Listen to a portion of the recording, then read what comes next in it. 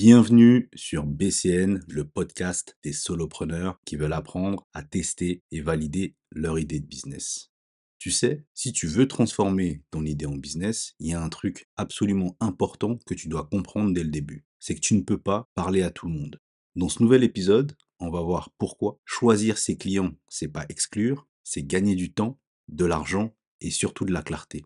Et comme je le dis souvent, pour un solopreneur, les ressources temps, énergie et argent sont limités, donc il est important de pouvoir minimiser les risques et l'incertitude qui entoure les projets qu'on entreprend. Je vais te montrer comment faire une segmentation intelligente, pas juste démographique, mais une segmentation stratégique. Mets-toi dans de bonnes conditions pour pouvoir écouter au mieux ce qui suit. Avant de rentrer dans le vif du sujet, je vais t'illustrer par une simple phrase ce que je m'apprête à te dire. Imagine que tu sois musicien dans le métro. Si tu joues du classique, tu ne dois pas t'attendre à ce que des fans de rap s'arrêtent pour t'écouter. En business, c'est pareil. Tous les clients n'ont pas les mêmes besoins. Tous les clients n'ont pas les mêmes galères. Tous les clients n'ont pas les mêmes priorités. Si tu veux qu'un client t'écoute, il faut que tu lui parles dans sa langue, que tu comprennes ce qui l'empêche de dormir la nuit. Quand tu comprends ton client, tu peux créer un message qui fait mouche. Tu peux construire une offre vraiment utile. Et surtout, tu peux même arriver à vendre sans forcer. Et c'est pas une théorie floue. Tous les bons business commencent petits, avec une cible claire. Regarde, Facebook, au début, c'était que pour les étudiants d'Harvard. Amazon, juste des livres. Airbnb, pour les gens qui galéraient à se loger pendant des événements. Autre exemple, je vais te parler de Frishti parce que j'ai fait un épisode là-dessus. Au début, il visait les jeunes actifs en ville qui voulaient bien manger rapidement sans forcément passer par Deliveroo ou McDo. Et tu as vu, ils ont construit une offre avec un temps et une logistique autour de ce type de client. Et ça a marché. Donc l'important, c'est de rester focus sur sa niche. Ce que tu dois comprendre aussi, c'est que la segmentation, c'est pas que l'âge ou le genre. Quand tu veux segmenter, il faut que tu oublies un peu les femmes entre 25 et 35 ans, les CSP+, etc. Ça, c'est bon pour les pubs de cosmétiques, voire de shampoing. La vraie segmentation utile, c'est comportemental. Comment ils achètent, où ils traînent, avec qui ils parlent. C'est situationnel. Quand ont-ils ce problème? À quel moment c'est urgent pour eux? Psychographique. Leurs valeurs, leurs frustrations, leurs aspirations profondes.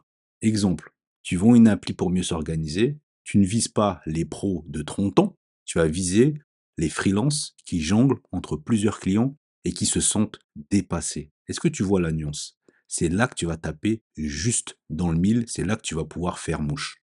Maintenant, la question que tu peux me poser, c'est Nicolas, comment je fais concrètement? Et donc, je vais te dire, si tu veux segmenter efficacement, voilà quelques étapes simples que je te conseille. 1. Identifie des groupes de clients potentiels. Et parmi ces groupes, pose-toi la question suivante. Qui pourrait acheter mon offre? Qui a le problème que je résous? 2. Classe-les selon 3 critères principaux. Le niveau de douleur du problème. Est-ce que c'est quelque chose qui leur prend réellement la tête ou c'est juste un simple petit désagrément? Est-ce qu'ils sont en capacité de payer ce que je vais offrir? Est-ce que j'ai justement cette facilité d'accès à eux? Est-ce que je peux facilement les contacter? En 3, tu testes, tu vas leur parler, tu sors de ta boîte, comme j'ai pour habitude de le dire, tu leur poses des questions sur leurs problèmes et surtout pas sur ta solution.